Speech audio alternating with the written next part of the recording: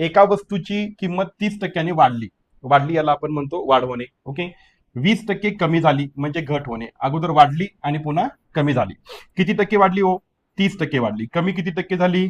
20% झाली. नंतर या दोघांचा तुम्ही गुणाकार केलात आणि भागिले 100 केलात तर तुम्हाला किती टक्के वाढ झाली हे उत्तर येतं. ओके. परत दुसरी पद्धत पहा या ठिकाणी, की मूळ वस्तूची किंमत आपण 100 रुपये पकडली.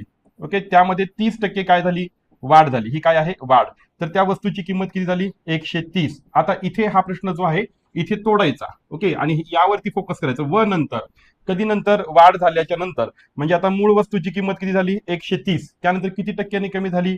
20% कमी झाली. किती? 20% कमी होणे. आता 130 चे काय काढावे लागतील आपल्याला? 20% काढावे लागतील. म्हणून 130 चे आपण 20% जर काढले तर बघा उत्तर या पद्धतीने येतं. हे 0 0 कटतं, हे 0 कटतं आणि 13 गुणिले 2 किती होतात? 26 होतात. तर काय होते? आता हे कमी झालेली आहे म्हणजे 130 मध्ये 30 मधून 26 रुपये आपण कमी केले तर याची किंमत किती होते? मग 104 रुपये होते.